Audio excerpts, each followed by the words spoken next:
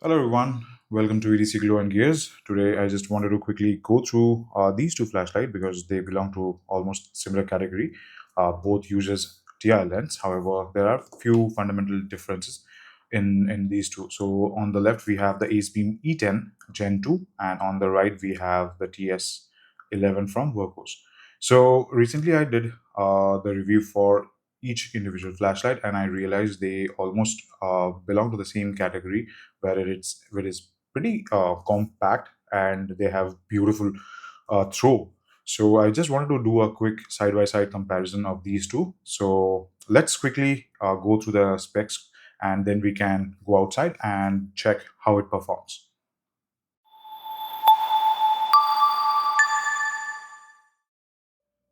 So welcome to EDC Glow and Gears. I hope you guys are doing well. So on my left we have the Acebeam E10 and on the right we have the Wurkkos TS11. So the basic difference is that the Acebeam uses a XPLR emitter from Cree, and on the other hand Wurkkos uses luminous SFT40, which is slightly more powerful than what we get from the XPLR, because this produces around, I think, 850 lumens, sorry, 1200 lumens max brightness, where the SFT 40 can produce around 2000 lumens of max brightness. Also, they have certain difference in terms of the battery. So let's quickly get that.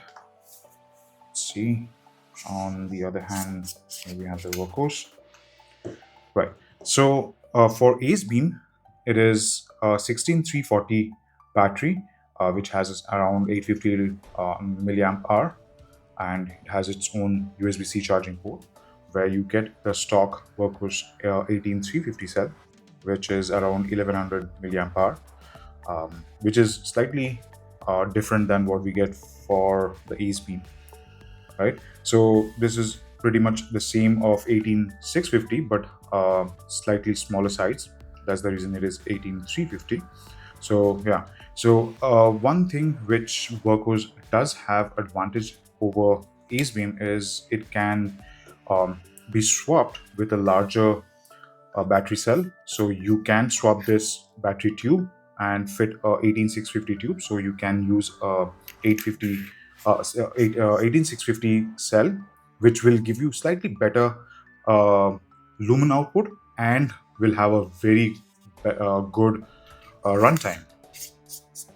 On the other hand, there is no such option which is available for Acebeam. So that's where TS11 pulls slightly ahead.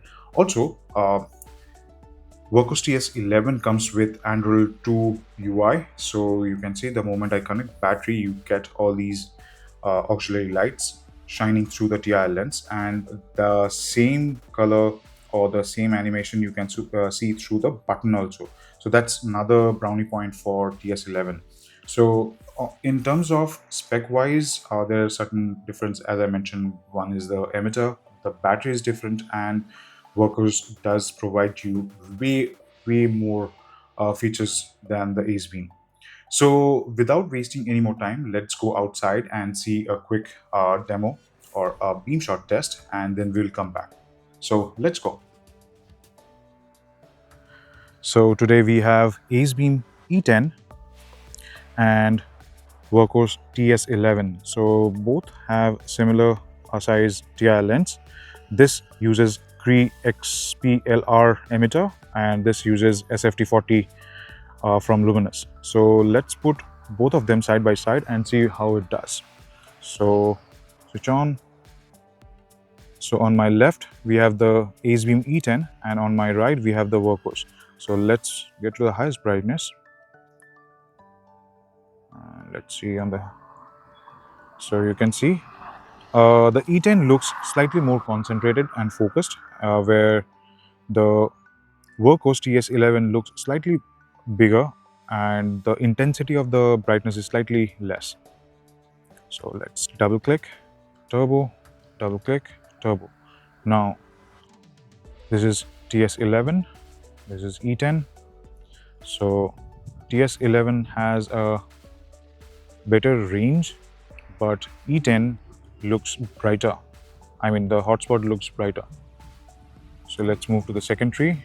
So this is on my right TS11 and on my right E10. Sorry, on my left we have the E10 and on my right we have the 11, TS11. Moving on to the pole. So E10, TS11, E10, TS11. And I think the E10 has dropped down. Let's check, double click. Yes, it has stepped down.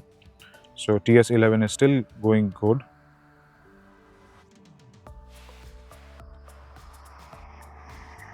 And if I see the tree, it is visible, not bad.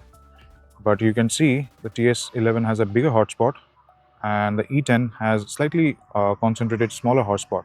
So this is side by side.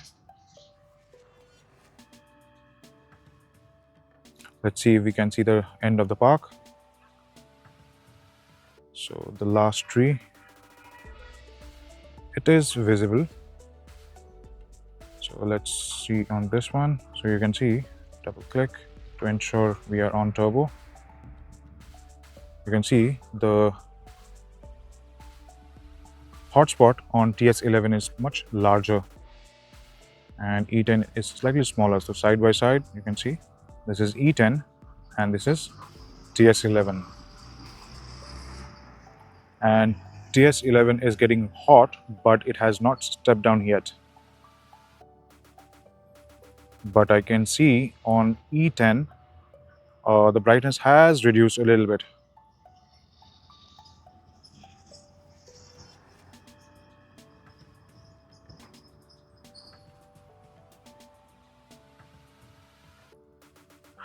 All right, so we have the E10 and TS11 from Wurkkos. Let's head back inside. All right, so you saw the Beamshot side by side, and there is no doubt that these two are really potent thrower, and I really like the hotspots they create. So what I noticed is that Acebeam, though it is 1200 lumens, it has a very nice hotspot which is far more concentrated and looks slightly brighter. On the other hand, TS11 is no slouch and it has a really good hotspot, slightly larger than Acebeam's hotspot. So you can see side by side that the Acebeam looks slightly brighter and more concentrated. However, TS11 has a larger hotspot. So in terms of performance, I think Wurkkos does pull ahead. And in terms of the thermal regulation, what I noticed is that if I change the thermal ceiling from the default 45 or 50 degrees to 60 degrees, it is able to maintain the brightness, which is the turbo brightness, a much longer than Acebeam. And one of my viewer, he mentioned that Acebeam does reduce the brightness after like 35-40 seconds. I think that's dependent on the driver board, and he did long tests and he told me that it's not something which is due to the heat, it is the driver which is designed that way. And I can agree with him because I don't get to see that dip so quickly, because in naked eye you won't be able to notice that dip. But he has done a lot of lumen tests in his lumen sphere and he got the result. So I do trust his results in this. So in terms of total brightness and the longevity of the turbo, I think TS11 pulls way ahead of Acebeam. Though there is a really nice comparison of these two hotspots and the beam profile, but I think TS11 does it really well. So if I want, I can just quickly show you. So you can see the difference. Let me go to the moonlight mode. So this is the moonlight and this is the moonlight.